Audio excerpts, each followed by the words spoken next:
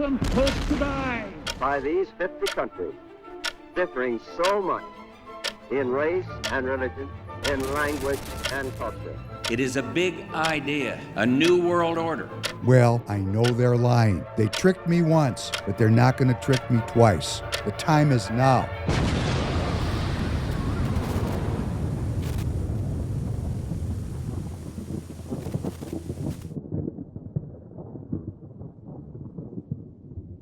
Welcome back to the Professor Penn podcast. David Penn, your host. Glad to be with you as always for episode number 236, coming to you on Thursday night, September 4th, 7:30 p.m. Central Standard Time.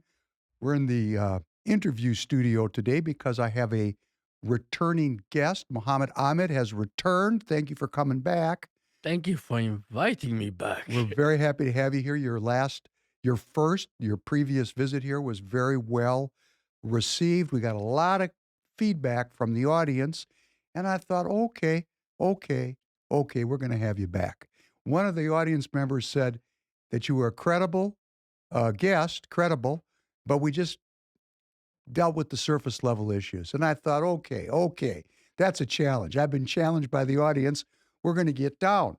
So that's what we're going to do tonight. We're going to get down to the real nitty-gritty of what's going on with the Somali community here in Minnesota, what's going on with Islam in America, and the real question is, what is it to be an American?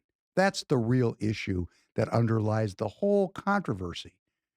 But before we do that, I want to say thank you for being here. We are going to grow only because you take the link to this episode and repost it in your own socials. Of course, the constabulary is not going to support the search for truth. They have their own narrative. They don't want any counter-narrative. So please, if you like this content, take 2 or 3 seconds, copy the link and repost it into your own socials. If everybody does that, the community will grow. If you're watching on YouTube, hit the like button, leave a comment. If you're over on Royce's X, thank you for watching. Please, we are on YouTube, we're on Rumble, we're on Spotify, Apple Podcasts. We're everywhere. We're now syndicated on iHeartRadio. So we are growing, and we appreciate you being here. We appreciate your listenership and your viewership. I do want to say, because I forget every time, we stay in business because you support this content. And one of the ways you can do it is to go to TireGet.com. That's TireGet.com. It's everything you need in tires at the right price. We'll put them on right by your house. I guarantee you the best possible tire buying experience in America today. You can go to the Free People store, freepeopleradio.com, /store. Got to buy a coffee mug? Buy it from Free People. Got to buy a T-shirt? Buy it from Free People. So now I've done my thing, Tanner. I always forget. Good morning to you. Good morning. So what we're going to get into, Tanner. we're going to get into today is a potent topic that's timely. And if you're watching from somewhere else throughout the world or outside the state of Minnesota, these issues that we're dealing with in Minnesota are relevant everywhere. And we have, since the 1970s, President Jimmy Carter, as we're going to see in a video we're going to play, signed a bill into law during his presidency, which allowed for the admission into our country of what was called refugees, people that were really in a desperate situation. And this really was triggered by the collapse of South Vietnam and the hundreds of thousands of Vietnamese and then Hmong people that had a boogie out of Southeast Asia, or their fate would have been not very good. So we the people of the United States, recognizing that our intervention into Southeast Asia had something to do with the plight of these poor sufferers, because America does have a heart, or at least it used to have a heart, admitted these people in, and a very large population of these Vietnamese and Hmong people came right here to Minnesota.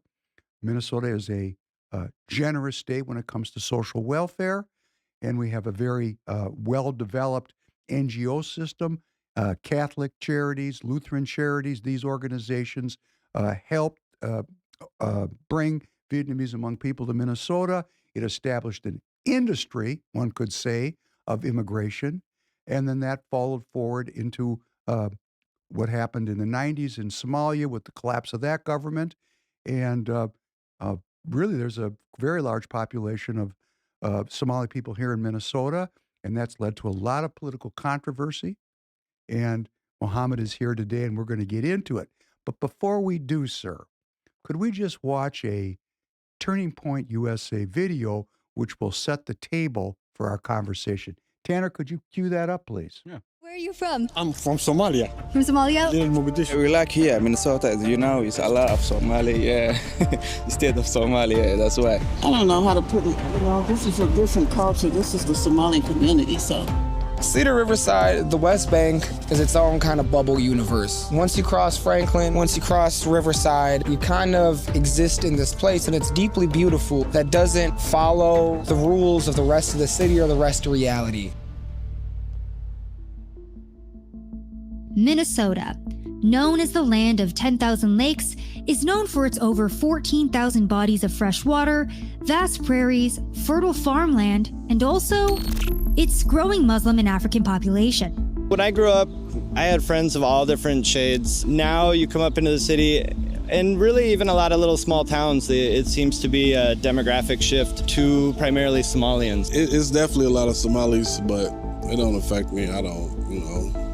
Are they pretty friendly? Yeah, they cool. They cool for the most part. They can't drive for shit, but they all right. Now home to the largest Somali population in the U.S., Minnesota has garnered headlines not only due to the viral videos and stories from the state, but also the rapidly changing culture that some have categorized as a takeover of Minnesota. Muslims around the world are celebrating Eid this weekend, and one of the biggest celebrations in the Western Hemisphere takes place here in Minnesota. I am proud to announce today that during the month of Ramadan, we will be having the call to prayer broadcast. Right now, we're blessed to have 3 Somali elected officials at the Capitol, and we work very closely together, and we carry each other's bills. But was this just online exaggeration, or was this community of Somalis from a country over 8,000 miles away really taking over the state like the internet said? We went to the Cedar Riverside neighborhood of Minneapolis, also known as the Somali capital of America, to go find out. Somali Street. Where in Somalia are you from? Mogadishu. Where are you from? Where are you from? Somalian. Which part? South side? South side of Somalia? Yeah, Mogadishu, yeah. When did you come to the U.S.? Oh, I come like 2000. I'm from Somalia, but I gotta go to work right now. What part of Somalia? Mogadishu. Mogadishu. When'd you get here? I came here 1999. Do you like the U.S.? How has it been? It's not bad, it's good. You guys called here, this area, little Mogadishu? Mm-hmm. Are you sure? Yes. Who said that? Somebody was just, just following the ladies here and just keep saying, is this area a little Mogadishu? No, that's not us. We've been asking people who live in the area about Somali culture, where they're from, so that's all we've been asking people. You guys never ask little Mogadishu or something like that, no? No, nothing like that. Okay. Where are you from? I'm from Somalia. From Somalia? Little Mogadishu. You're from Mogadishu, though? No, I'm not. Where are you from in Somalia? I'm from Hargeisa. Okay, how long have you lived here in Minneapolis for? 5 years. How do you like it? Love it. You do? Yeah. Do you ever miss home? Yeah, I'm going back there now. To live or visit? Visit. To visit? Yeah. Yeah, we're just trying to learn about the culture here. It's not important to learn. Someone culture is different culture. Do you ever miss home, or do you like being here in the U.S.? I miss home, actually. Really? Yeah. Do you want to go back, or do you think you'll stay? Going back this year. You are? Yeah. Yeah, we like here, Minnesota, as you know, it's a lot of Somali, state of Somalia, that's why. So it reminds you of home, which is why you like it here. Yeah, sometimes I miss home, but for real life, you have to work hard and you have to improve yourself. That's all. After spending time in the neighborhood, we could see how drastically different this area was from other parts of Minneapolis. But how did the Somali population, which has now grown to an estimated 80 to 100,000 people, become so prominent here in Minnesota? Well, it all started with the Refugee Act of 1980, signed by President Jimmy Carter. This law created a formal system for admitting and resettling refugees into the U.S., while also providing a path to permanent residency and citizenship after 1 year. This act, which initially set a cap of 50,000 refugees, topped over 200,000 in its first year due to the aftermath of the Vietnam War. And since that time frame, the numbers have continued to fluctuate due to the president being able to set the annual ceiling.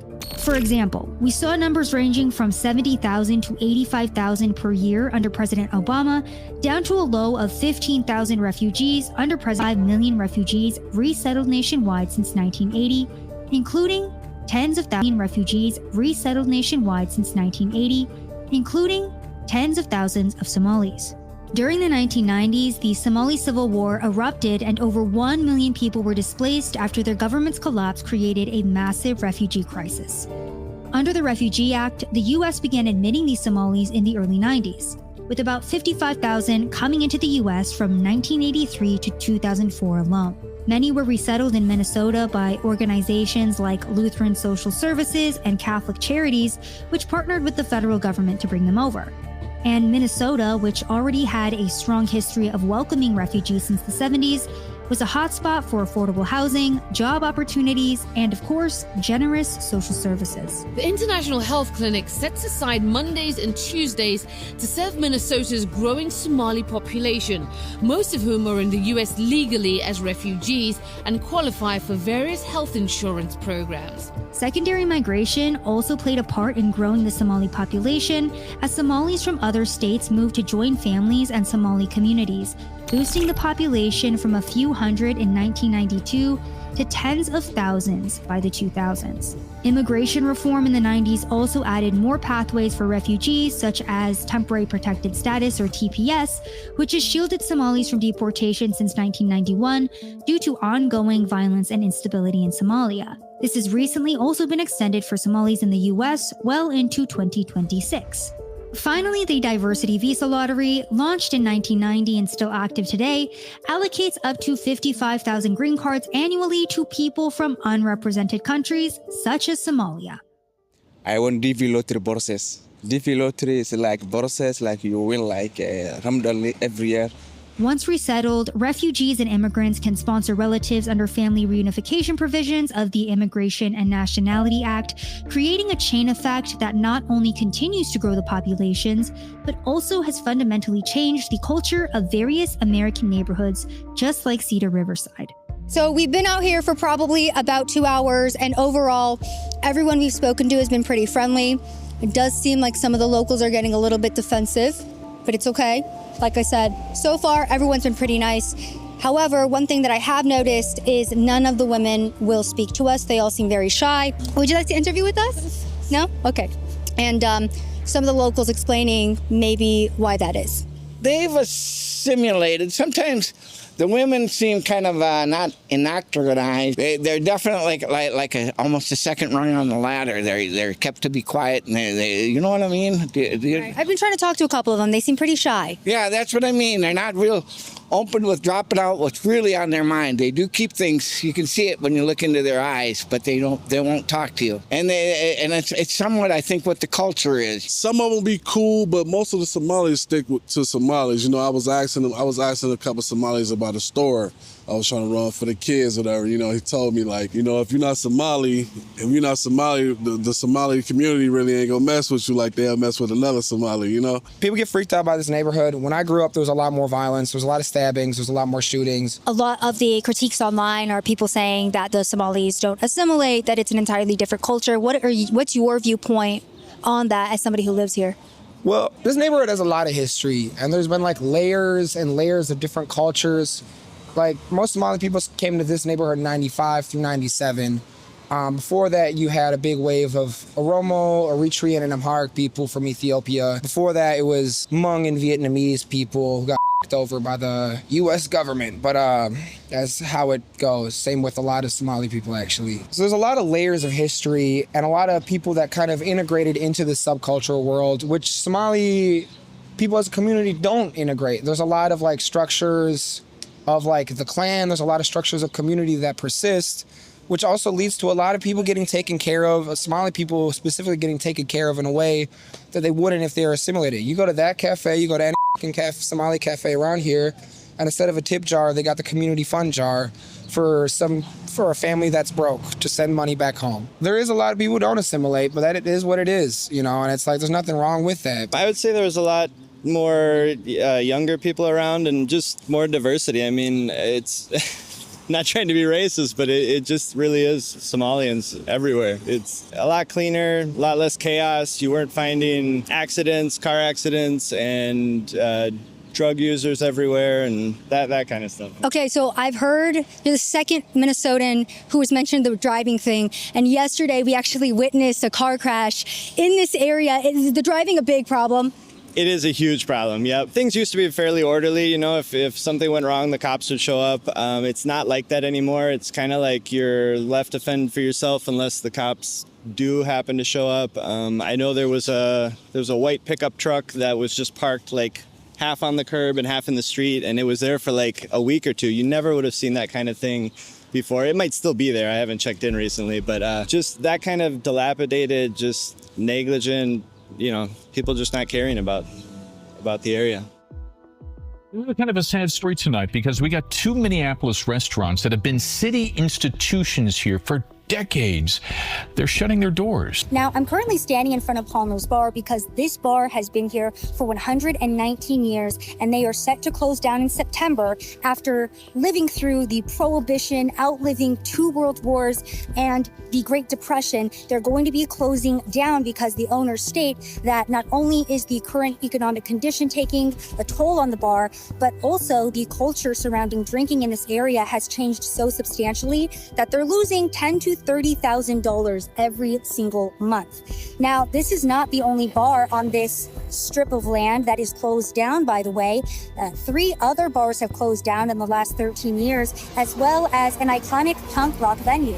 Now, that venue, which locals had previously stated was a staple in Minneapolis for up-and-coming punk rock bands, that closed down and has since been turned into an African restaurant. And this bar has been bought out by the mosque that is next door to it. It is the oldest Somali mosque in Minneapolis, by the way. They have bought this area, and they are now going to be combining it with their mosque and turning it into a community center. But the growing population isn't the only way Minneapolis has changed. To give you an idea of how much the Somalian Muslim culture have influenced the city, back in 2019, Mayor of Minneapolis Jacob Frey declared that July 1st was Somali Culture Day. Jacob Frey, Yarub! And videos of the annual event regularly go viral as the Minneapolis mayor partakes in traditional Somali dances, waves the Somali flag, and chants "Long live Somalia" in fluent Somali. Somalia hanolato! Somalia hanolato! Somalia hanolato! Mayor Frey was also at the forefront of changing noise ordinance throughout Minneapolis to allow the Islamic call to prayer to be broadcasted 5 times a day, with the earliest call starting at around 3 a.m. The Minnesota state flag was also recently changed back in 2024 under the direction of current Minnesota Governor Tim Walz, and many Minnesotans immediately called out how similar it looked to none other than Somalia's flag. Our current flag is problematic. I think we all know that. We've evolved into a more diverse state, and I think it's more reflective of that. Representation of the Somali population has also made its way to both state and local politics, and back in 2018, Minnesota elected Ilhan Omar, the first Muslim Somali politician to Congress. Assalamu alaikum. I stand here before you tonight as your Congresswoman-elect. Omar, who is still currently serving as a Congresswoman, has made waves for her progressive stance and consistent fight against what she states is white supremacist American culture. We must begin the work of dismantling the whole system of oppression wherever we find it. But recently, it's her consistent Somalia first stance and loyalty to her home country over the US that has been garnering attention across social media. But I am a Somali girl, a girl with your lineage that misses her country and wishes to live there and share with its people. I am very honored to have the chance that our president of Somalia, President Hassan Sheikh Mahmoud, let us give him a warm welcome, Minneapolis. The interests of Ilhan are not Ilhan's. It's not the interest of Minnesota, nor is it the interest of the American people. The interest of Ilhan is that of the Somalian people and Somalia. She's the first Somali immigrant to get elected, to Washington. So I feel it's great, And Ilhan isn't the only Somali politician making waves. Omar Fateh, who recently secured and then lost the Democratic endorsement for mayor of Minneapolis, has also mirrored many of the same sentiments Ilhan Omar has regarding Somalia and the U.S. Yeah. I understand that our Somali communities are all connected to each other here in Minnesota and back home. And I'm running to bridge that gap and unite all of us and represent all of us, because when we succeed here, we succeed everywhere. Fateh and Omar are examples of the changing politics and demographic in Minnesota politics, and despite making up just 1% of the population within Minnesota, many have pointed out just how widespread the influence of the Somali community now stretches. The introduction of mosques throughout the state is another example of the changing area, and back in 1998, the first Somali mosque opened in the state, with only one other mosque open prior. Fast forward to 2025, and there are now at least 76 mosques throughout the state, with a significant number of them opened by Somalis. And while I was on the ground, a shocking story surrounding a local Somali mosque began garnering national headlines. This is Savannah Hernandez standing in front of the Al Hassan Islamic Center in St. Paul, Minnesota. Now, I'm standing here because this mosque has made national headlines after they penned a letter of community support for a Somali immigrant who sexually assaulted a 12-year-old. Now, back in 2024, this perpetrator was charged after abducting a 12-year-old from her backyard, forcing her into his vehicle, and then sexually assaulting her. He has since been convicted of first-degree criminal sexual assault. Now, after being convicted, his family members were sending letters to the judge to ask the judge to consider his character when making that sentencing. And one of those letters came from the Al Hassan Islamic Center. It was actually signed by their executive director, stating that he had to face cultural differences and the challenges of taking on a new culture. They also framed him as a family-oriented man who sends his money oftentimes back to his family members in Somalia. The judge actually gave him the lightest sentencing possible. He is only going to be serving 8 years in jail for this crime. He was sentenced to 12 years, but those last 4 years are going to be spent out of jail and on probation. By the way, going back to that point about the challenges of a different culture, this perpetrator has been in the United States of America since 2006. So he's been in the United States for 19 years. He was born in Somalia, but he has been here for almost 2 decades at this point. However, the culture coming into play when it comes to, as the Islamic Center put it, this situation, the situation, of course, being him sexually assaulting and abducting a 12-year-old girl.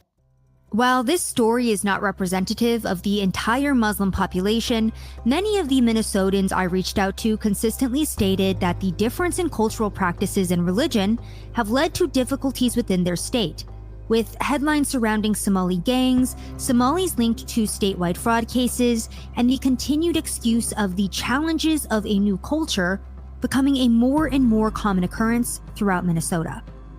From the name Mohamed hitting the list of 100 most popular baby names in St. Paul, Minnesota, to the closure of a 119-year-old bar due to the changing culture and drinking habits, the growing African and Muslim population has continued to make its way throughout Minnesota, and due to modern-day U.S. immigration policy, looks like it has no plans of slowing down. But it was about then, 2006, 2007, where I noticed that their presence was becoming very prominent. And then later we learned that I can't give you exact figures on what they're getting in terms of handouts and doles, but I know I was pretty staggered when I heard if it was either a single person or a couple, it was like $2,500 a month, and if it was a family with kids, they were getting an automatic like $4,500 a month in just handouts, and And so when they kind of take over an area like this, it's not really that surprising. People like to say, oh, it's their ingenuity and their work ethic and stuff. It's not. It's handouts, and anybody can flourish with that kind of cushioning.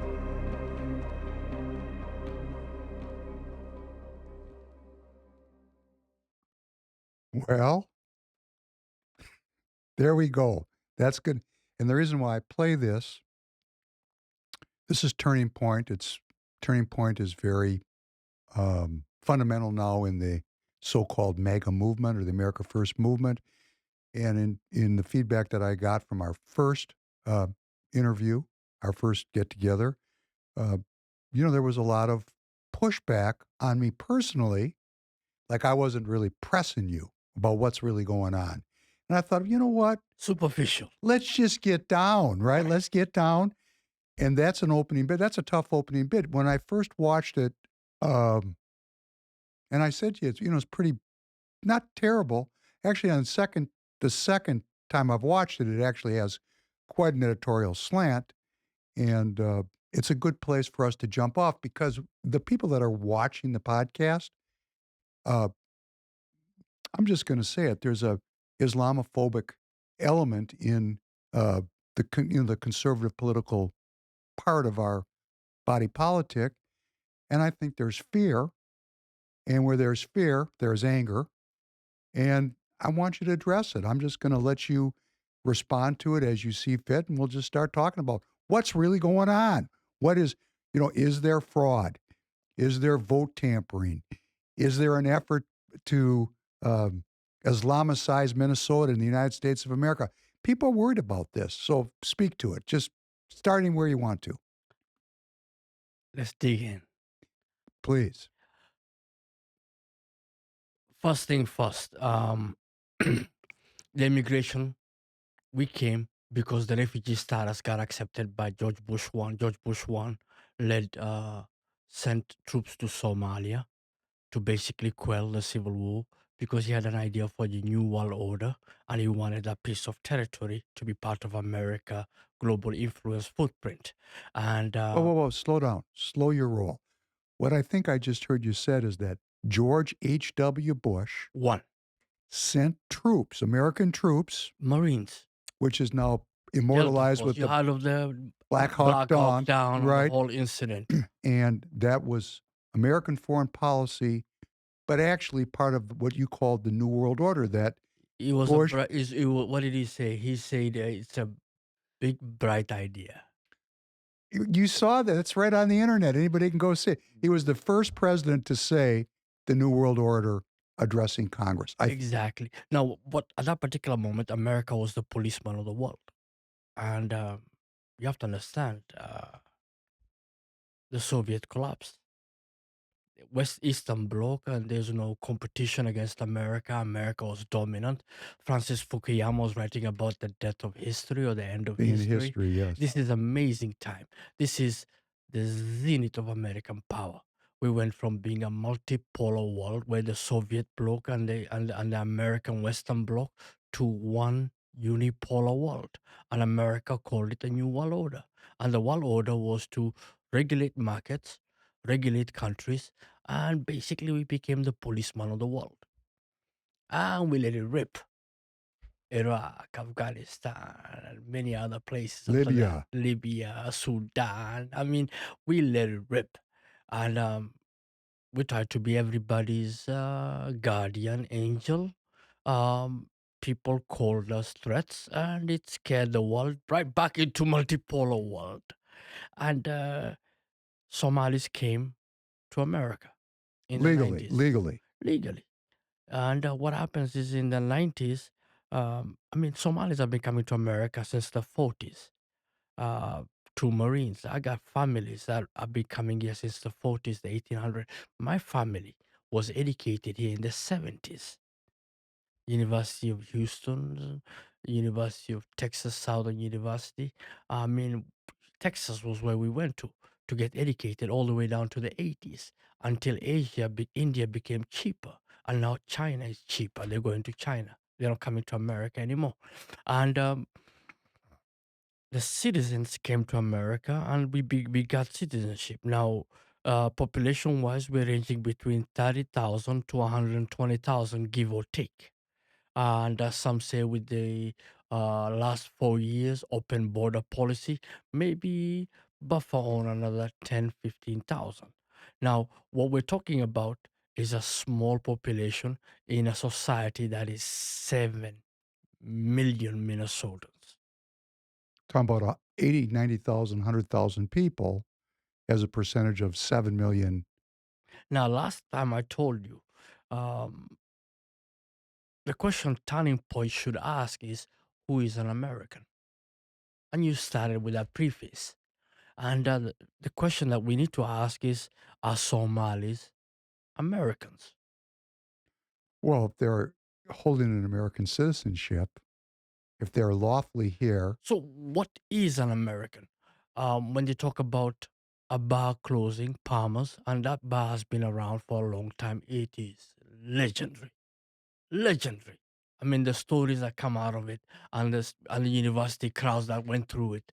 I mean, Hubert Humphrey, Wellstone, people probably you thinking of Walter Mondale probably drunk there.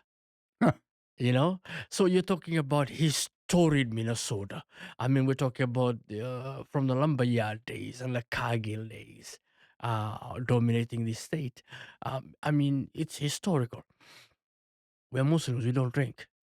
The neighborhood is overwhelmingly Muslim. We don't drink. So they're losing money. And the university students, I don't know what's going on with this generation. They don't drink either. Can I ask a question?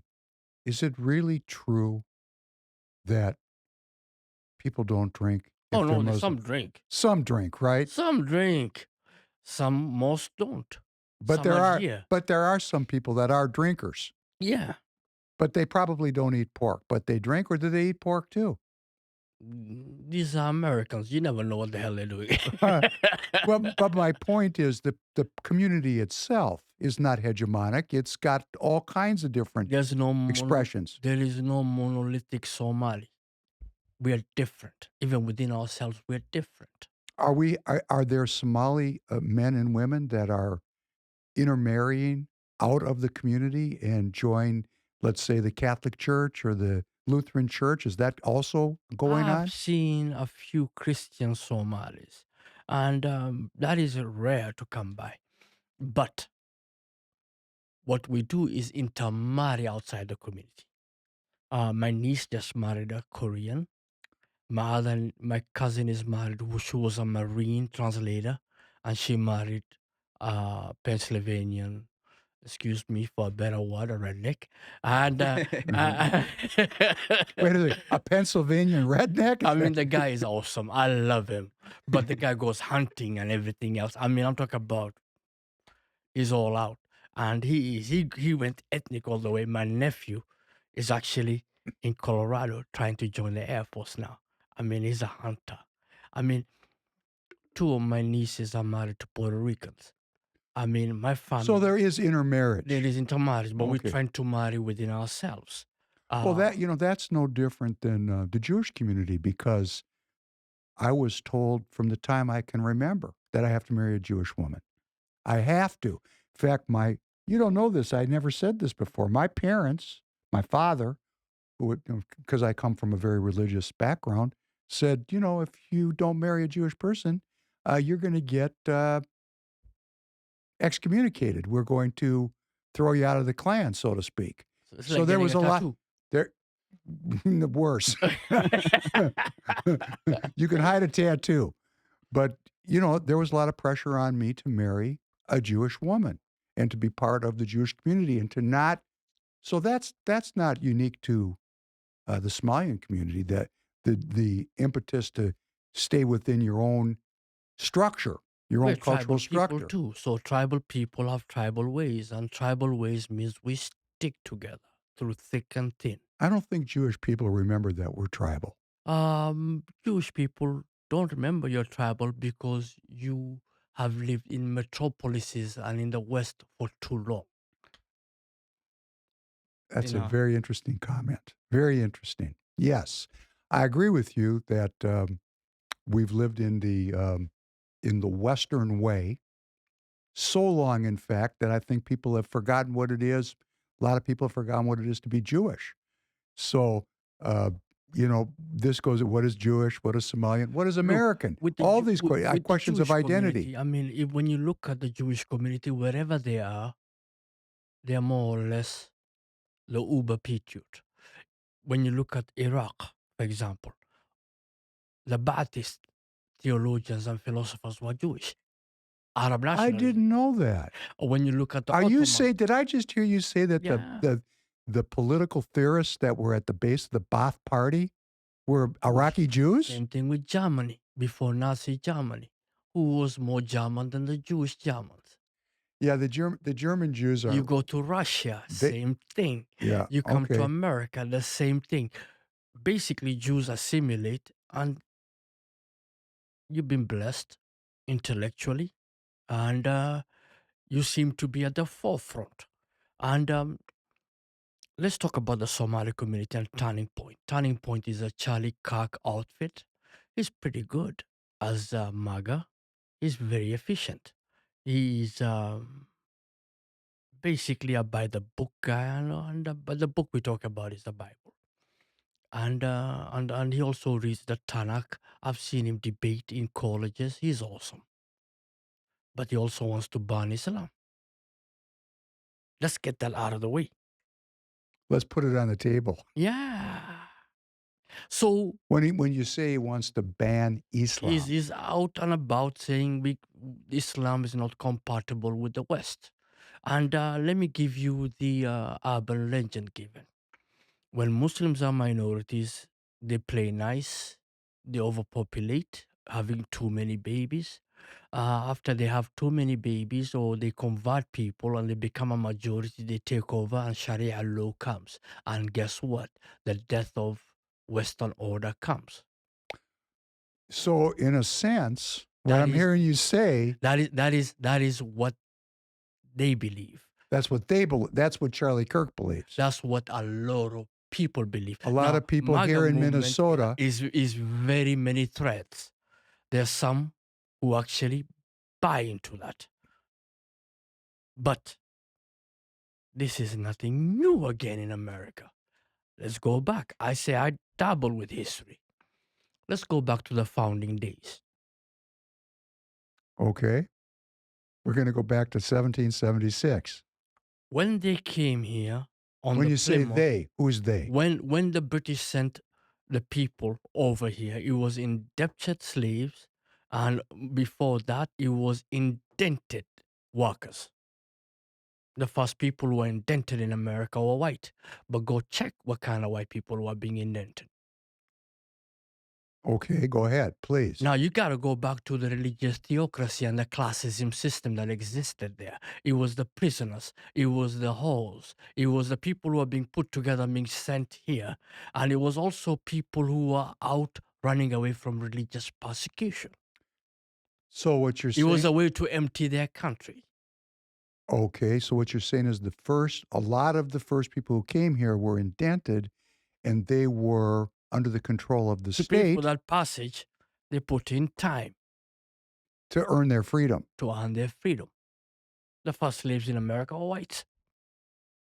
You have to understand that basically in this system here in America, it's always been one person owning another person, or one person identifying the other person as a lesser person. We founded this country that way.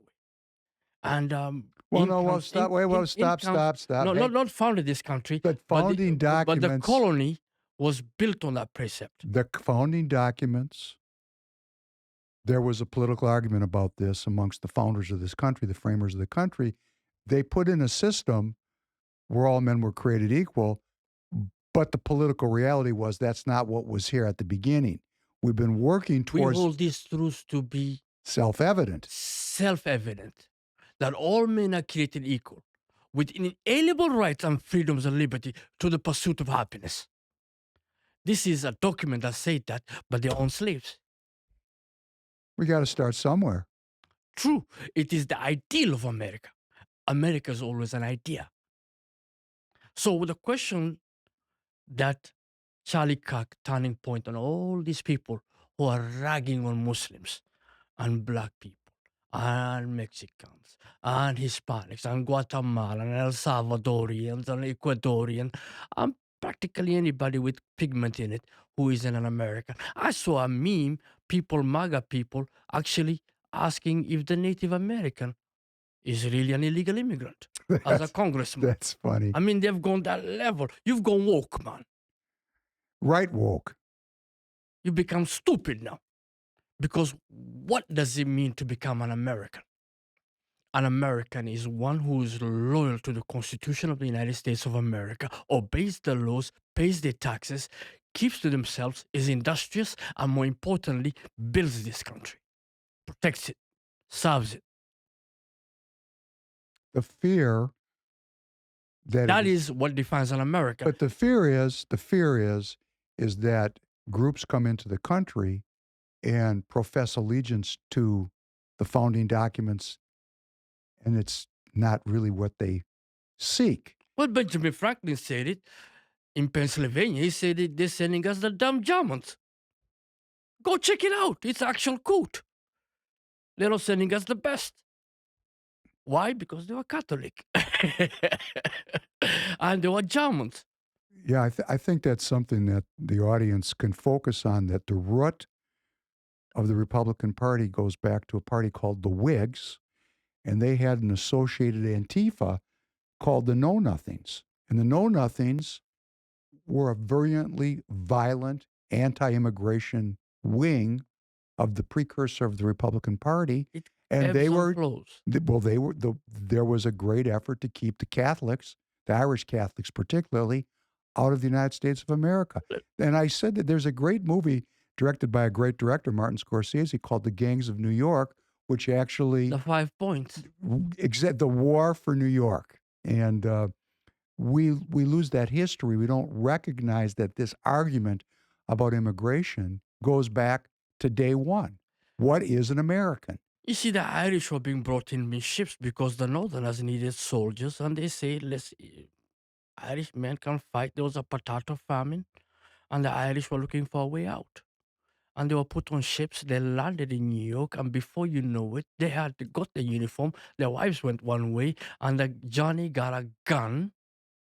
Johnny Boy got a gun, and he was sent down to the south. That was not that different than the Germans that came here into Minnesota. We had a new German Catholic community in Minnesota, and they just fresh off the boat picked up those guns, put on the uniform of the Union, and fought in the Civil War. From New Ulm all the way up to the border with Wisconsin. These boys served. They went all out. That's how during World War I, World War II, they served in more capacity. These German Americans, who basically were seen as enemy aliens, than any other community in Minnesota. Now, understand this. The Italians came, same thing. Labels were given to them. The Irish came to America. In New York City, there were signs that said no dogs or Irish allowed. No dogs or no Irish. Pretty much. Yeah. I think the contrast that I kind of see, and I can understand why some people might have views that are different than past immigrations, is that when you see the leaders like Ilhan Omar stating that her intentions are for Somalia and for the Somalian people. So then, we talked about what is an American. It's someone that's trying to uphold the Constitution. That's a beautiful segue. Let's take that on. Number one, is she in the Somali parliament or the U.S. Congress? U.S. Congress. Whose loyalty did she owe to? To the United States of America. So, where does Somalia come in? Where does Somalia come in? Which brings up another very interesting issue. Who does she represent, the 5th District or Mogadishu? 5th District. Her constituents are much greater in number than just that Somalian community. I'm sure that that's a very small percentage. If she says we help Somalia, well, take care of 5th District first. Look at the 5th District today. Needs a lot of help, doesn't it? Oh, I love Ilhan Omar. As a woman, she's broken barriers. As a Somali, she's broken barriers. The first Somali we sent to Congress. As a politician, she's doing damage to us. You're saying you respect her because she got elected. Refugee to Congress, come on, First. man. That's an American dream. That's a story you'll only hear in America. Only in America. But that's why you just got to love America. But you love America because that's possible. But I also heard you say she's actually damaging the Somali community, in your opinion. Did I hear that correctly? I would say yes, because at the end of the day, we sent her for the 5th district. I used to live in the 5th district. We got more pop-up tents in the 5th district now, like Gaza. Homeless.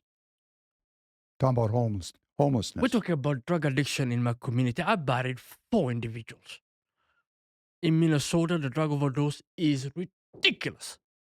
The fentanyl is killing people here. I had my first experience with somebody that I was connected to died of fentanyl overdose just in the last month. I was at work yesterday and we were talking about it, and we were smoking cigarettes on a smoke break, and I do smoke cigarettes, and each one of us around the table had a death story of somebody they knew. 110,000 Americans die of drug overdose every year. That's a genocide. You're saying that the drug epidemic, particularly because it has foreign implications, is actually... That's a genocide. It's a genocide. You're saying that's... It's coming from there, coming into here, and it's killing us at 110,000 people. And guess what? Nothing. We're not seeing anything. Handouts. It's not handouts we're looking for solutions. And I went and I said, what we need is a hand up. Now, a hand up. A hand up. We said, Ilhan has a big heart, but a small mind, because she's a Democrat and a progressive. Not a Democrat, progressive. A big heart and a small mind. And we are Republicans. We have a big mind and a small heart. We went through that the first episode. Now, Ilhan wants to take on white supremacy. Heck, we don't care if you're orange, green, pink-blooded. We don't care what your creed is, what your sexuality is, what your religion is. We just don't care. What we care about is, can we build a society that's safe? Can we build our country? And more importantly, can we deal with our issues? Okay, so here's the question. Now I hear, we're getting to know each other, and I'm getting and this was another thing that came up after our first interview. Do I believe you? You're lying to me. I have people tell me you're lying to me. And I said, well, I don't know this guy that good, but I'm going to keep talking to him. And then we went out and had a meal, build a relationship. And I don't think you're lying to me. But the question people are going to ask me is, are you an outlier, or do you represent a growing constituency of new American citizens that don't care about your color, don't care about your creed, don't care about all of these identity politics issues, and they care about economic opportunity, religious freedom, economic freedom, medical freedom. They care about the freedom. Are you an outlier, or is this a growing sentiment within the African community here in Minnesota? Well, when you talk about African, here in Minnesota, it's not just Somalis. That's why I said that. We have the Kisis, we have the Fulani, we have the Mandingo, we have the Liberians of all ethnicities coming from Liberia. We have the Senegalese, the Francophone, the Guinea-Conakry, Guinea-Bissau people. We have the Nigerians. We have the Kenyans. It's a big community out here of Africans. We have the Oromo, the Eritrea, the Amarinya. Big communities out here. What if the Somali community is some 80 to 130,000? Do you know these other African groups? What is their population? Probably double that. Double. Probably double. So we've got 300,000 to 400,000 people in Minnesota. That come from all these different countries in Africa. That is correct. And is the Somali community coordinated with these other communities, or are these other communities doing their own thing? Well, here's the beautiful part. They're all Minnesotans. You go to your nursing home, you're probably being taken care of by an African. Your mama, your grandpa is being taken care of by people who have African descent. Whether it's our African American, our elders who we found here, whose shoulders we stand on, because everything we got in America was thanks to them, and also thanks to our white allies and white community, and the Asians and everyone else. Basically, nobody is living in a Bantustan. We are all integrated economically. Into Minnesota. Into Minnesota. So the question people want to have answered is this a sincere effort to integrate into the community and be part of the community? We have to define assimilation, don't we? Say that again, please. We have to define what assimilation means. Now we're into the part that I want to make a comment. Do I have to lose my culture to become a slave of another culture to be called assimilated? Because that's a slave. Well, certainly. Because Charlie Kirk and them, what they're looking for is slaves. They want me to look like them. I wear a suit and a tie. Charlie, you wear a suit and a tie. We are alike. But, you understand? I do understand. We're different. What matters to me is, can I sell you something? Can you buy something from me? Can I do business with you? What matters to me is, are you going to keep me safe, and can I keep you safe? What matters to me is, are you going to obey that law, and are you going to pay your fair taxes? No, we're into the pith of this for everybody that's listening. What is assimilation? Because no matter who you are, unless you happen to be a native to this country, you came from somewhere and assimilated into American culture. And we don't even know what American culture is. We don't know what assimilation means, and we don't know what it is to be an American. Oh, we know what American culture is. Well, maybe we do, maybe we don't. No, we do. It's called pursuit of happiness. Whatever you define as your happiness, that's you. Okay, so what you're saying is that what the definition of an American is found in the founding documents. We need to agree that it's life, liberty, and the pursuit of happiness that defines our life, the sanctity of our life, our ability to be free, protected, and our pursuit of whatever dream we want to pursue. Am I hearing you correctly? To you, that's what it is to be an American. To be an American basically means you obey the law. I'm a constitutionalist to the core. I don't want to change one dot of that paper because it has served us and made us great for 250 years. I mean, we fidget with it, but we don't tear it down. What's happening in America within the MAGA movement, and also on the woke side on the left and the woke side on this side, is basically they become purists. Purists. Puritanical about it. Puritanical political movements. You know what happens to people like that? Ask the Democrats when they went all the way woke. What kind of power do they have? A quarter of American citizens today are foreign born. Like me. 25%. And we have allies, friends, and partners. You start making being an American ethno-white Christian or just Christian, you're going to lose a huge segment of Republican Party. Now, the other woke ideology scares us to death because we have people of faith, because they're deep into social engineering, micromanagement and control. They want to take away our guns, our free speech. They want to take away our Second Amendment, our First Amendment. They want to modify it. They want to pack the Supreme Court. They want to change, add more states. They want, basically all to get power. And why do they need the power? To micromanage us and control us more effectively, because they believe that that's the way to build a society, a more controlled, centralized, formatted system. We've seen that where we come from. It doesn't work. America is more localized. America is what? What did you say? More localized. More localized. I went to Little Italy and I had a beautiful filet mignon with the spaghetti. And the flag outside that whole neighborhood in New York is Italian. Do you see Turning Point doing a story on that? No. Ever seen an Irish pub anywhere in America? Sure. What flag do they have? They have the... If they don't have a flag, you will see a clover leaf on it. Or Johnny Boy probably is playing in it. So what you're saying is that we have You see Turning Point doing a story on that. We have ethnic subcultures that have maintained the flavor of their unique histories, but they're not seen today as a threat, but they were in the past when they first came. They were there. enemy aliens. The Swedes, the Norwegians. We used to read their mail here in Minnesota. Did you know that? We used to read what? Their mail. Their mail. During World War I. They had somebody who would control them to make sure that they fit in.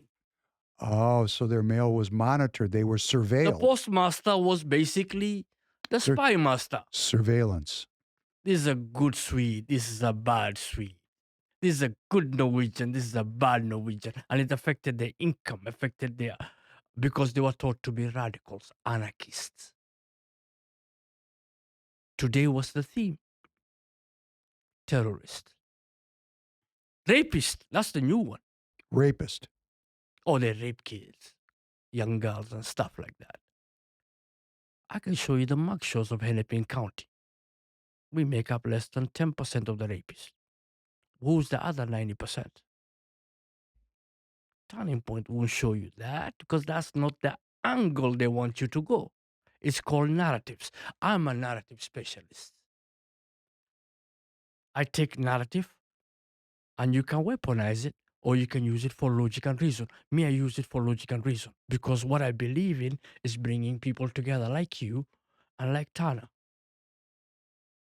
Turning Point and many other segments around here, they're weaponizing narrative. They're creating us them. They've gone purist. They've become woke.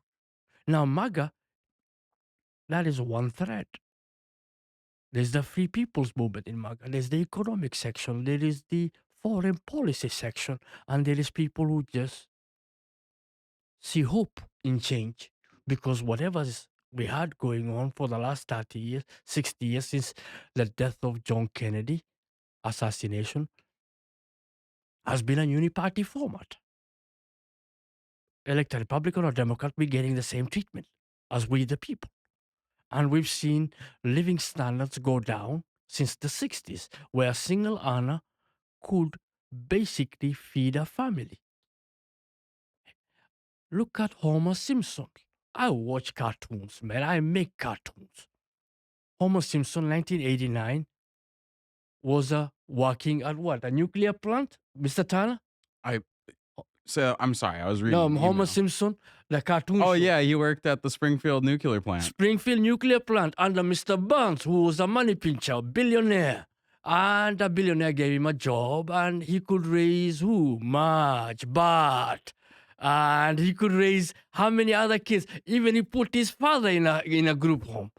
Single income earner. 1989, my friend, that's when Simpsons came out as a format. Even until 1989, we had that hope. Today, we work 2-3 jobs, and we still can't make it in America. That's the dilemma. Now, we see hope in MAGA because... Change. Exactly. We said Trump was the agent of chaos. The last time I told you that. And the chaos we want is a reordering. What we're saying is, between the 1% and the government, they're taking 95 cents to the dollar. We're earning a nickel out here. All of us are. And we're splitting that nickel. And that really is something that can unify us, is that we are all equally pressured economically. We're equally pressured. Our health, our longevity is in decline. So many systems are not serving the people. And then when you weaponize the differences between the people, you focus everybody on fighting instead of uniting. And that's what you just said. I am interested because I am personally, this is me speaking my own personal political perspective, the surveillance state is here. The digitization of my life is here. The monetization of my life is here. I don't like that. And I want to find a commonality amongst all people that don't want to be reduced to inventory and want to maintain their human dignity. And if we don't come together as communities and get involved in political action, this is another thing I think, and I'm going to say this to people that are listening to me, because a lot of people that listen to me know that I'm doing this with intent, that we're doing it. We have a political action community. We're getting involved. We want people to go to caucus. We're having our next meeting, and you're invited this next September 10th at Devani's on Highway 7. Inshallah. We're bringing people together to do what? To create a politics which is unifying. So what you're saying about Turning Point is that they're weaponizing difference. They're cultural warriors, and I welcome that war. And the main reason why we welcome that war is because we want to define what is an American. Is it this color? Maybe that color. Is it a different sexuality? Is it a different flag? All I know is red, white, and blue, freedom, liberties, and rights. But the people are hearing you, but they don't believe you. That's the issue. Here's the beautiful part. I don't need you to believe me. Go ahead. Great. That's because you're living your life as an American. Pursuit of happiness. We are happy. If it makes you happy, not believing me, we welcome it. We say shalom. So you know. So what about the allegation that and you spoke to it? You said that when Muslim people come into a community, when they're in a minority, they spread their population, have, you said, too many babies, and when they get to the point that they are in a majority, Sharia law. That's the fear. We're talking about 5% population of America. So the 95% ain't having babies? The 95% doesn't have faith? America is 233 million Christians. We're talking 5 million Muslims. They say the same thing of the Jews. Jews are same population, 5 million in America. Oh. Well, that's actually also on the table for the same. It's the same. It's the same issue. It's the same playbook. It's the Elders of Protocols of Zion. Basically, they just flipped the Protocol of Zion to Protocol of Islam. Well, it's fear-mongering. Fear. Now, here's another thing I'll tell you. If that's the case, then the LGBTI community is 7.2% of the population. We're lagging behind. They're going to take over this country, man. Well, so basically, what defines an American is the question that we need to ask ourselves. Is it your color? Is it your creed? Is it your religion? Or is it that constitution which binds me to you? Because me and you have nothing in common. Me and Charlie Kirk, nothing in common. He's white, I'm black, I'm African. He's Christian, I'm Muslim. Nothing in common. He's a loudmouth, I'm a loudmouth too. So that one maybe we have in common. But at the end of the day, what binds me to him? Constitution of the United States of America. Red, white, and blue. That's it. So then we get into... Can you buy something from me? Can I sell you something? Can we do business? Can you pay taxes? Look, my nephew is Air Force Special Forces. He's defending Charlie Kirk's family. My niece is a Marine. My other niece is Air Force Intelligence. Spook. My brother-in-law is a captain. I got cousins in the police force. I'm a little older than you. I had one uncle, fought his way up Italy. I had a cousin, fought in World War II. I mean, I had all the, because Jewish people did the same thing. They went in the military. It established in their own hearts and amongst their family members the allegiance. I mean, if you're willing to die for a country, I mean, come on, that says what your loyalty is for. What you care about is, are you shooting that way or are you shooting at me? I don't care about your sexuality. You could be green with pink blood. We don't care as long as our mission is the same. And our mission is America. Now, hate me, like me, that's not in the Constitution. Your point is that how many Christians did you say in the country? 233 million. And we got 7% LGBTQ. Plus. Yeah. 7%. We got about 7.2%. Okay, we got Jews and Muslims are about the same. We're less than that. So you add up those three groups, which are under a lot of, because the Jews now are getting Man, I'll tell you, I get on my ex. Woo, woo. I have people really, first of all, they're not listening to all my podcasts because they don't really understand who I am. And I get the most cruel comments sometimes from people. And I go, wow. So Jewish people have, because of the Israel thing and the national perception of Israel is changing, particularly as you go into the younger people. Tanner and I talked about it on a recent podcast that people Tanner's age, they're not willing to go die for Israel. And that's a big change. So we got, are Jews really Americans? Well, Jewish people think they're Americans. That's what they say. But I'm just going to say, and I'm going to tell you, let me talk for a second, because I had a ex-friend of mine, wasn't my choice to be an ex-friend. He called me and he said, you're friends with Royce White, lose my telephone number. And, I thought to myself, and I texted him, I said, I don't lose friends over ideological issues. These are ideological political issues. This is not a reason, nope, doesn't ever want to talk to me again. Why? Because he's an ardent Zionist. He has a daughter living in Israel. And any questioning of the Zionist project, for him, I didn't get a chance to tell him this because he wasn't listening, threatens his security. And I'm going to tell you and share with you, this is speaking to Ilhan Omar and her comments about Somalia. And there's going to be people that are going to hate me for saying this, and go ahead and hate me, because I'm just like you. Hate me, love me, whatever. I'm searching for the truth. Having grown up in the Jewish community, speaking Hebrew, reading Hebrew, praying in Hebrew,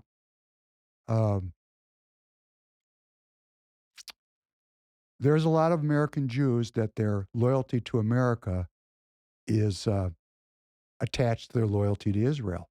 No different than what Ilhan Omar was saying in that clip. And I think the Jewish community is under the same kind of scrutiny now. What is American? What are your loyalties? Are your loyalties to Israel? Are you Israel first? Are you an American first?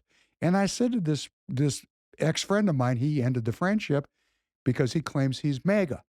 And I said, well, if you're America first, you're America first. And he said, well, no, because the interest of American Israel is the same interest. And there's a lot of people that don't believe that anymore. Things are changing. And I tell the story, I have cousins that are on the West Bank carrying Uzis. And I always felt guilty because I wasn't there willing to die with them. I had that feeling like, you're not really putting it on the line like your family members are. And then one day I woke up and I realized that my great uncle went to Israel because he went to the fight. He wanted that fight. Or maybe they paid him to go there. I don't know. But I know my grandfather came to the United States because he wanted economic freedom, religious freedom, and he didn't want to spend his life fighting to survive. He'd already been doing that in the Ukraine. He was done with that. He wanted freedom. And I suddenly found myself, wow, I'm not embarrassed anymore about being an American. I'm blessed to be an American. I'm blessed to be born here into this Constitution, which protects my rights. If I'm in the minority, I have protections because this is a Republican country. That's another thing. We don't understand. We live in a republic. From the philosophy of republicanism, we protect minority rights. That's the essence of republicanism, is the protection of individual rights. So any political movement that seeks to remove the rights of any American citizen, well, we've gone woke, haven't we? That's what you're saying. You're going to go out of power so fast, your head will be swinging. Ask the Democrats what happened to them. They went woke. And what happened when people went so woke? You have to understand, we have friends, we have allies, we have partners. Well, what I want is an American community that is dedicated. I mean, I read the Torah. I live by some of those stories, narratives. But the most important narrative I live by, the one that I'm most loyal to, is the Constitution of the United States of America and the Declaration of Independence. That's what I'm standing on. That's why I'm doing this podcast. And I'm born Jewish. So for the people of you that call me a kike, which I get all the time, I even had somebody call me the N-word, which I can't say. But I mean, like, well, I thought, well, that's kind of complimentary. Thanks very much. But my point is, I get this virulent anti-Semitic, It's not just you, man. Most Jews are getting it today across the planet. Yeah, but my point is I'm an American citizen and I'm completely dedicated to the well-being of American citizens. So we're missing some, hatred is a broadsword. It's a broadsword. Love takes a scalpel. You got to work closely with people to get to know them, to make relationships with them. I don't judge people just based on what their skin color is or what their religion is. I'm looking for people that love this country. And I get that sense from you. I don't think you're kidding around. But the question is, how many Somalis are like you? Do you have a movement in the Somali community? Is this a widespread phenomenon where people are actually assimilating, where they are actually integrating into the Minnesota community? So we have to define what assimilation means first. Tell me what you think it means. Assimilation means basically you adhere to the Constitution of the United States of America, you obey the laws, you don't do that, you keep peace, you get peace, and more importantly, you're doing what you're supposed to do. That's it. We took an oath when all of us became citizens. Our young kids who are born here are born here. They're American. How long is that oath? Do you know that oath? Oh, the oath says basically you are taking an allegiance and basically give up on any potentate, any principality, any princeling loyalty, and you take an oath to the United States of America. You discard all your previous allegiances, and if the United States military calls you in any service or any forces, or the government asks you to come participate in any national endeavor, you sign up. And second part is, and this is most important, to defend against domestic and foreign enemies. Domestic and foreign enemies. That's in the oath of us. That's what every new citizen swears to. Vivek is saying every American child should swear to that in running for Ohio. I mean, at the end of the day, what happens is an oath, and some of us take our oath seriously. I mean, I do. The more religious you are, the more you're going to take it seriously. Yes. I do. And the other thing that people don't know, if you haven't been through this process, which I have been close and I've observed it, you have to take a fairly in-depth civics course, a study of American civics, how our government works, what's the history, and you have to pass a test before you can take the oath. And I'm going to tell you, I know this for a fact, if you take 100 American citizens off the street and you ask them to pass that test, you're not going to get a very high percentage of people that are going to make it. Can you imagine? My mother took it. She can't read and write beyond first grade level, and she aced it. Boy, she had to work really hard to get that. It took her 6 months of training. She really wanted to be an American citizen, didn't she? Now, you ask me, what is assimilation, Charlie Kirk? What is assimilation? These folks were saying Somali, this Somali, that Muslim, this Muslim, that let's ban the religion. Is America a religion? Or is it an idea? Oh, it's an idea. No. America's an idea. Is America an ethno issue? Or is it a multi-everything? America is a multi-everything. Is America about prosperity for all economically? We'd like it to be. Well, if you work hard enough, you can get it. That's why half the world is trying to get into here. And we had open borders the last 4 years. They nearly made it. Seriously. But what I'm trying to tell you is, Charlie Kirk has been asking this question for months now. What is an American? And he's saying, taking pictures of Somali people and saying, are these Americans? Well, I'm going to tell you here in Minnesota. That's Turning Point USA. But here in Minnesota, one of the issues that is, because you said Ilhan Omar, you love her because she was successful. It's an American success story, but you say she's hurting the Somali community. Okay, the fraud and the issues that are associated with the everyday life of this community, how that's being linked to the Somalian community. That's a problem for Minnesotans that I would like you to address. Because I'm going to tell you right now, I know that fraud is not limited. When I see the spotlight grow on one group of people, I'm saying, okay, what kind of scam is this? Because now somebody's the fall guy in a $76 billion budget. So I know this fraud extends far beyond the Somali community, but it is in the spotlight right now. It is not only in the spotlight. For the next 2 years, all you'll hear about is fraud with the Somali community.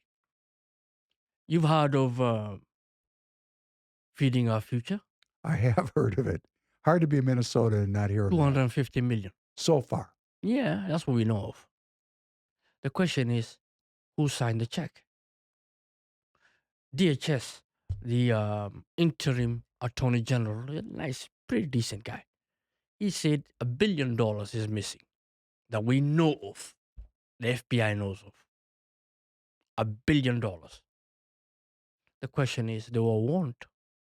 Tim Walz's administration, the Attorney General's office, Keith Ellison, all the way down to the departments and the agencies were warned a year ago, and they still kept on writing the checks. Fall guy, please. They push us under the bus. Now, you know, when $1 is missing here, someone else is walking away with 10 on the other side.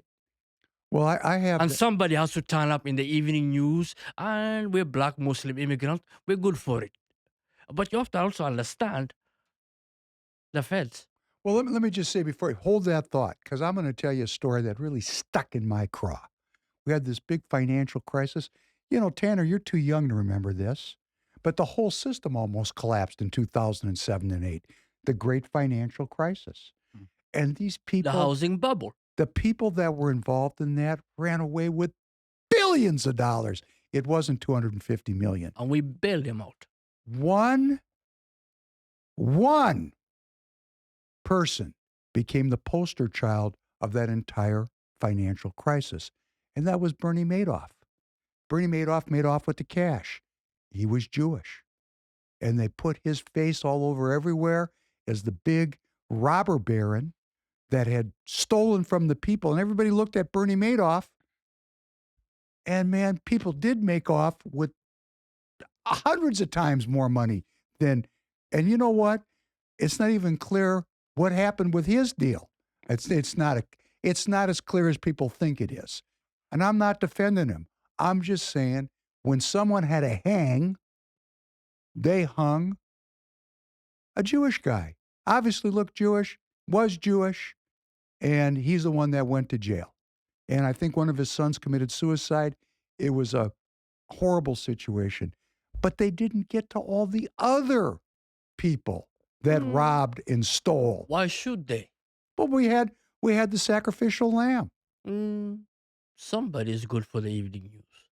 And in this case... It's called a circus.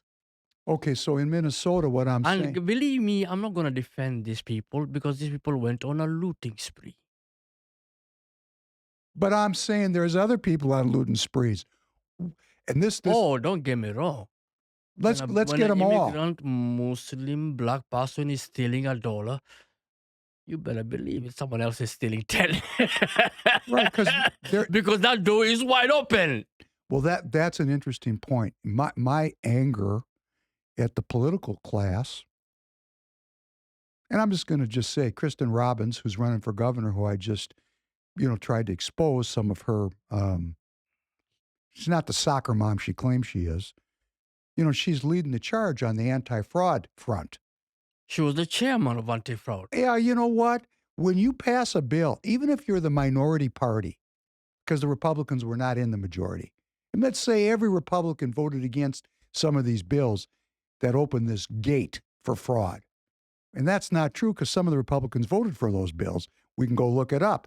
It's not easy to look up these votes, but you can look them up. If you're a business person, if you purport to be a business person and you're in the Minnesota State Legislature and you're not in power and a bill gets passed and you read the bill, that's the first question. Did you read the bill? And you read something like, well, to get these payments, you got to watch a half-hour video.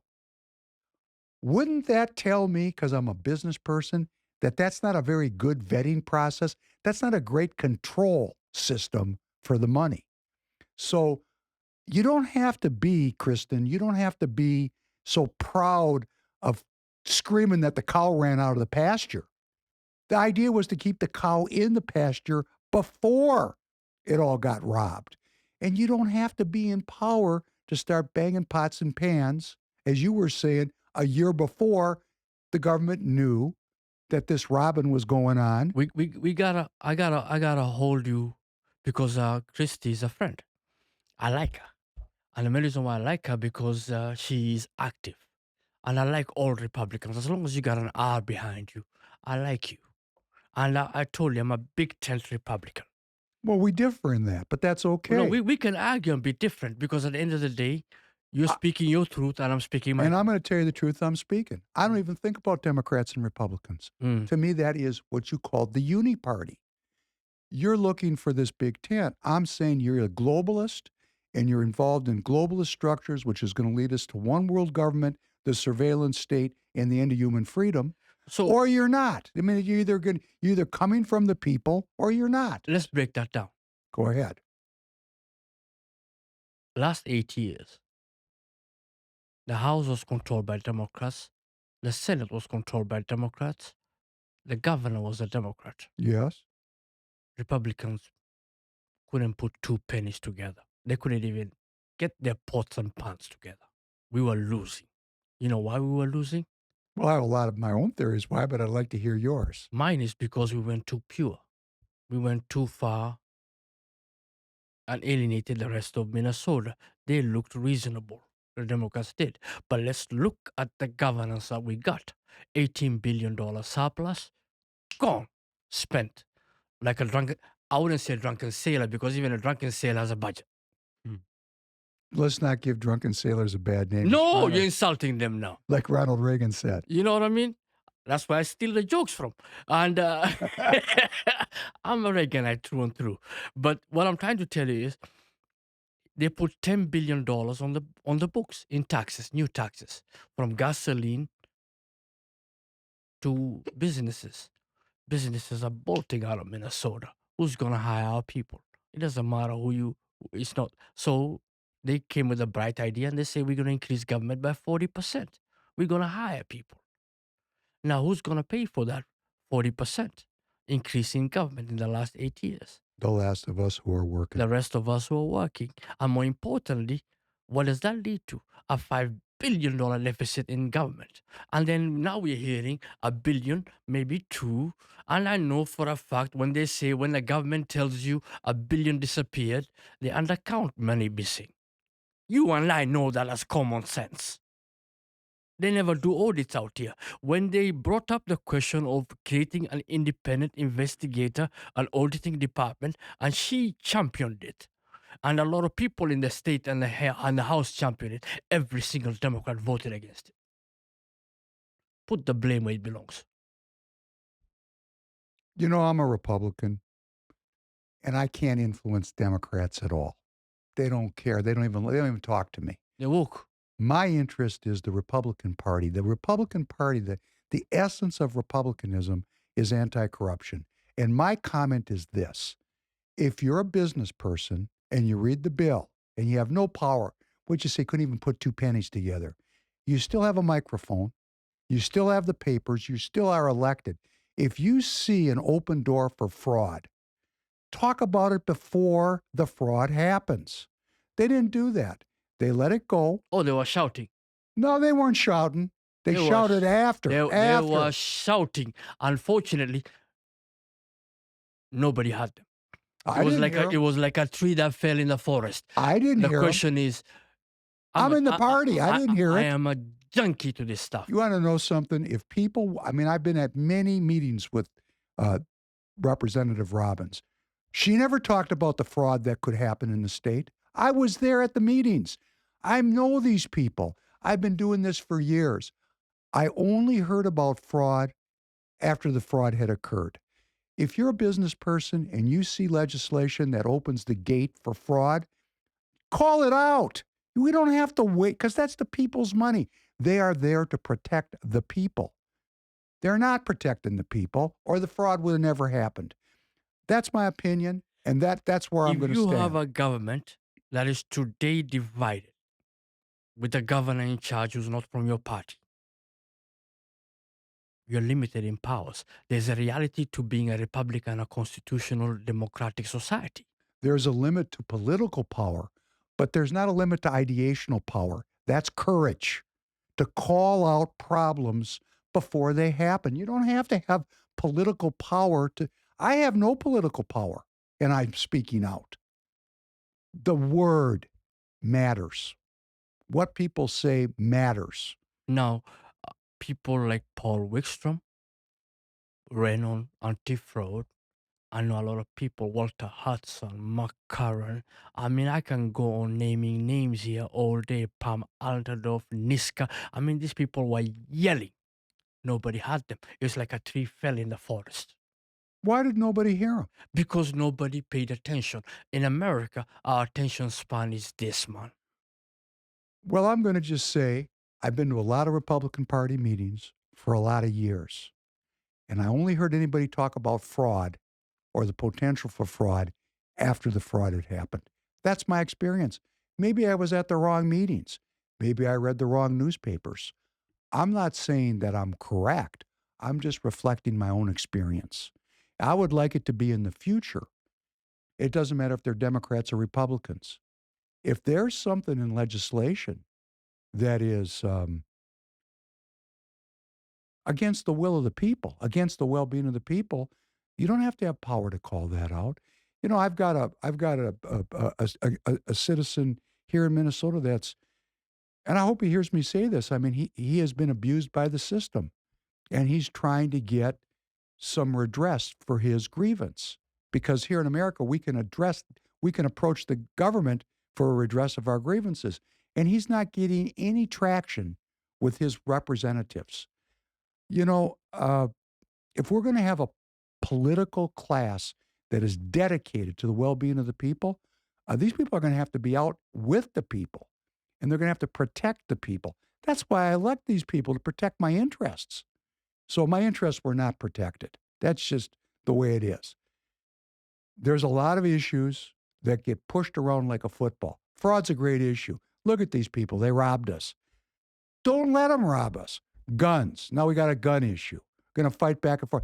What a great money-raising issue this is, guns. You got the anti-gun lobby. You got the pro-gun lobby. They're going to collect cash like crazy. I saw the press interview yesterday whereby all the mayors came together and they said we need a national ban. Take away everybody's guns. How do you feel about that? Me? Yeah, you. Well, I only own one gun.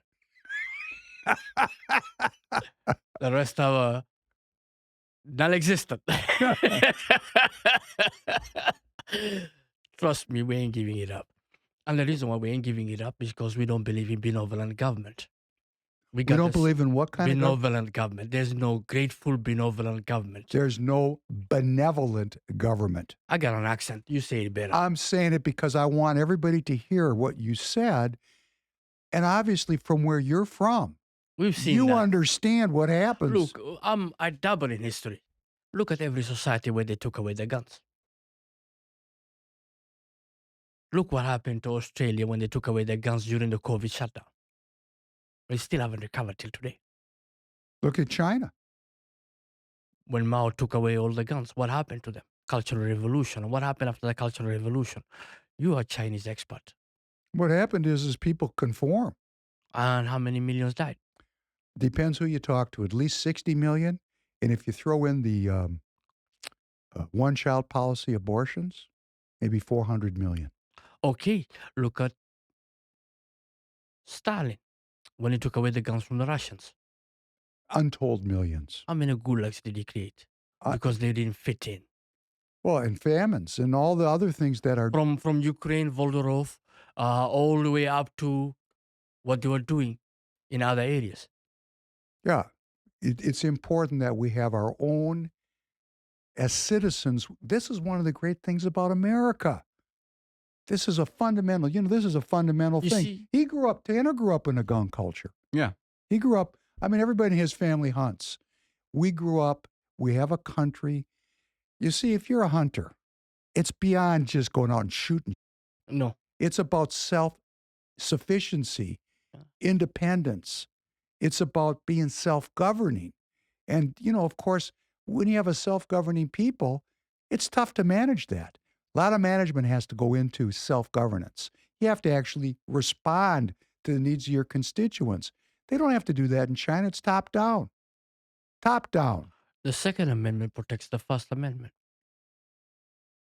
Take away your guns, they'll take away your speech. No if, no but, no and about it.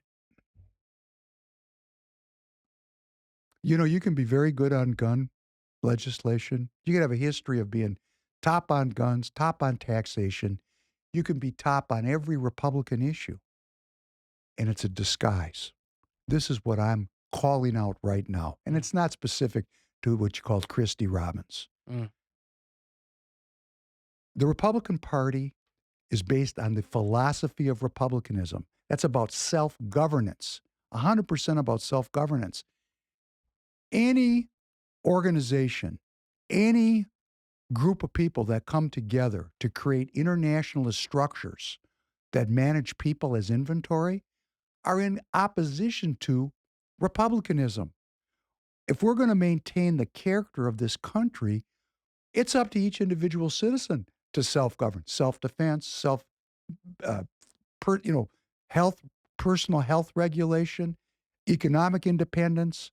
We have to maintain that. That is, and I'm not going to blame Christy Robbins or any other politician. They're reflecting our own, as American citizens, our own giving up of what it is to be an American, back to what it is to be an American.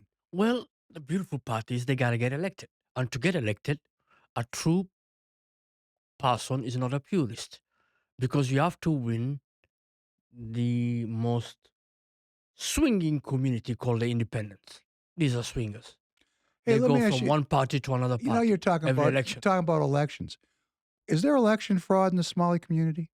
That has yet to be proven, but I do know Omar Fatah's brother-in-law got arrested for that. I mean, he got probation for it. That's the closest I've seen of election fraud. In terms of election fraud through the mail, a gentleman tried to expose it, and Project Veritas, John O'Keefe did a story on it, and basically went viral again last week because he posted it again. And again, show me proof. But what I do know is it happening? I believe all mail order ballots is fraud. All of it across this country. Got nothing to do with any specific community. No. Because if you look at countries like Russia and many Western European countries, they call it fraud. They don't let it happen. They don't let it happen, no, because people were stealing elections with it. So they outlawed it. They outlawed it. Many countries in the world outlaw it. Many first nations, first world democracies in the world. I'm not saying Russia is a democracy. No, France outlawed it. But I mean, yeah. If French basically say no, and these are the égalité, fraternité, and liberté people, what about us Americans? Are we that stupid? Well, apparently we are that stupid because we're letting this go on. And this goes back to what you said earlier, what we've been talking about. Somali community's been here since the really 40s, but really with numbers since the 90s. 30 years, right? And now, Baby steps, we're fresh off the boat. Okay, and now you got a Congressional District 5 Congresswoman. There's a Omar Fatah could end up being the mayor of Minneapolis. This takes political organizing. Yet the population is 100,000 on 7 million. Minneapolis has 430,000 people. Where is our political activity? For all the people that are People don't vote. Islamophobic, woke-phobic. I mean, all you got to do to have a voice is quit complaining and join the Republican Party. And I'm going to say this to you, and in defense of Kristen Robbins. I don't believe, now Kristen Robbins was running Nikki Haley's campaign here, which to me, that's a disqualifier in and of itself. Not But it's necessarily. Let's. Nikki Haley was a governor, and she served well, and she turned around her state. She's competent executive. She went against Trump. I understand that. She is to the right of Israel. I understand that. But at the end of the day, Nikki Haley is a woman that made herself. She's a self-made woman. That's not the issue for me. The issue for me is she's an internationalist, and that international, that America's the world's policeman. We have to define what being American is, what being America first is. Being America first means we don't want to be the world's and I know you and I have discussed this. You're saying if America doesn't do it, it's chaos. If my niece and my nephew, who's Air Force Special Forces, who basically jumps out of perfectly working planes and will shoot off your head because he's a reconnaissance sniper. Yes. If he's going to go out there and get killed for something, he better be for this land. He better be for what? This country. This country. Okay. Well, this country is running a worldwide empire. And what we're having, this political fight is, what is this country? Back to the question, what is it to be an American? George Washington, beware of foreign entanglements. We've drifted away. Last podcast, we talked about going into a new model. Peace, trade, some form of partnership. That's America first. That's exactly the model that the Trump administration, with J.D. Vance, Trump, Marco Rubio is spearheading this.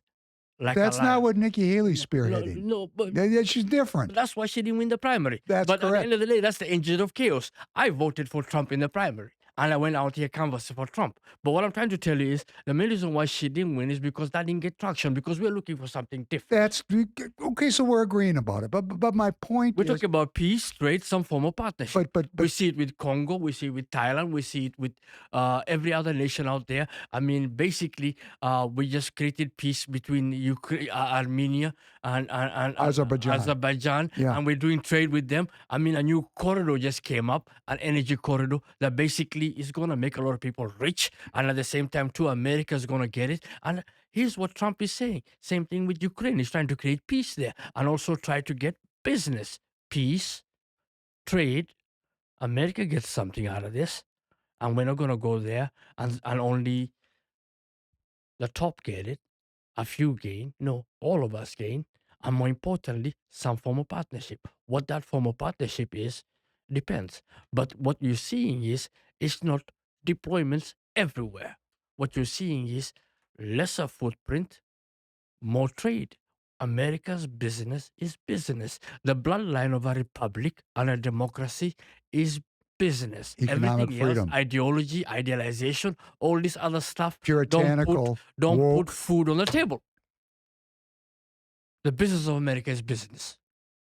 Okay, so my comment I want to say in defense of Kristen Robbins and all the other Minnesota Republicans that are Nikki Haley Republicans. Nikki Haley got more votes in Minnesota than she got in South Carolina because the South Carolinians knew who she was. But in 2016, it was Marco Rubio who got more votes. But my point is this. For those of us that are in the Republican Party, it is not my role to vet who is a Republican. I want everybody that wants to elect Republicans to come into the party, but I want a straight up fair process in the party and let the people vote it out. Let's determine through electoral process what it is to be an American. Let's determine through electoral process what assimilation means. But we can't do that if the people don't participate. See, right now, we got a lot of people complaining, but they're not participating. They're hating, but they're not participating. We need them to come into the process, and we need to work this out as a community. So, when I have my meetings and someone comes in and they say, well, I supported Mike Pence, but I want to be a Republican. My job is to get that person into the party. It's not my business to, as a party officer, to vet who's in the party. We want everyone in the party, but we want a straight up fair vote so we can determine what the party is. And right now, somebody's thumb is on the scale, and that is not Republican. Well, you have to understand. Roy Rogers once said that I belong to no party, and he was talking about the Democrat Party. You know what I say when I look at the Republican Party? It's a party of cut herders. Of what? Say Cut herders, basically cuts going everywhere. Okay. And Right. trying to hold them together. Right. It is very difficult to do so because there's many threats to it. There's the Charlie Cox side, there's the Steve Bannon side, there's the Marco Rubio side, there is, I mean not Marco Rubio, I mean there is Senator Lindsey Graham's Senator side. Lindsey Graham's side. Yes. There is, but all of us are big tent. We come together, coalescing around one idea. And the idea is all of us have a gripe against the government. Okay, so what we need to do, we need to have this fight, this ideological contest, until we find a set of ideas. We prefer to be left alone. More importantly, we prefer less taxes. Think about this. You're born of the tribe, you're born of the Hebrews. What did your people do when Pharaoh took a quarter, 25% of your wealth? Let my people go. Let your people go. Yeah. We pay 40% in America. When are we going to get let go? I still say the same thing. Let my people go. When are we going to get let go? We're I said before, When they're people- taking 95 cents to the dollar. What we're not asking for you to take, we're saying stop being greedy, give us a nickel more. We want to earn a dime because the cost of living is a dime. Keep the 90 cents if you want. We need every person listening. And we don't need, I'm going to say my request. If we're going to work this out in the country, it's going to be because we all get involved in working it out. It's about economics. Everything else is just ideology. Ideology don't put food on the table. Ideology is what communists do. Ideology is what woke does. Whether you're on the right or the left, ideology is what divides you because it's a circus. So what you're saying is America needs to be unrigged so every American citizen has a chance to exercise economic freedom and put food on the table. I will work with a Democrat, even if you're woke, flaming blue, if your interest is economic, if it's a hand up or not a handout. That's called a new coalition. That's a new coalition. And guess what? This is what people are fighting over.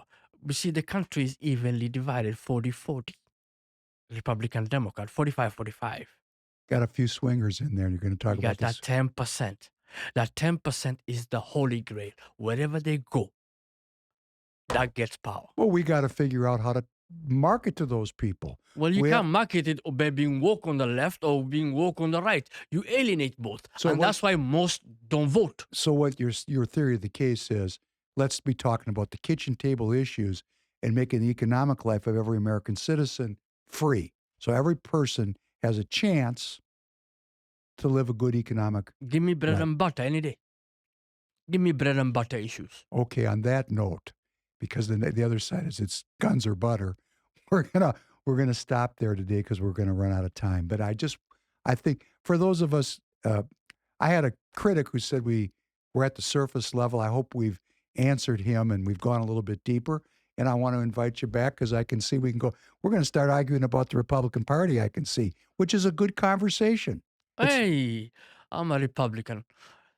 Not because I want to, but the other side left us, man. The left left us. Tanner? Yeah. Thanks so much for coming in and producing for us today. Of course. I want to thank everybody. I want to say again, please repost the links. These conversations are unrehearsed. We don't know where we're going. We ran into some areas of conflict today, which is great. Mohamed and I can conflict. We're still friends. Doesn't mean we're enemies. We have to learn how to be in argument without losing our goodwill. I agree to disagree. Say it again? I agree to disagree. We're cats. We're herding cats. Pretty much. That's what the Republican Party is. Okay, so we need a new unity. That's what I'm seeking, a new unity. And guess what's around? What it is to be an American. That Jewish, Muslim, Lutheran, Catholic, Protestant, atheist, agnostic. Let's start looking at those founding documents and find what can bring us together. Green and pink blood, we don't care. We want to be American We just citizens. want us to have the same interest. And our interest is bread and butter issues, our security, and the rest is less taxes and leave us alone. That's it. All right. On that note, thank you very much. Thank you, everyone. Have a great weekend. We'll look forward to picking up this conversation soon again. TireGet. Don't forget, TireGet.com. Go get the tires, because this guy, he didn't tell me to say it, but I'm saying it. And the main reason why is the business of America is what? Business. Please give us the business. Have a Thank good you, night, everybody. Thank you, Mohamed.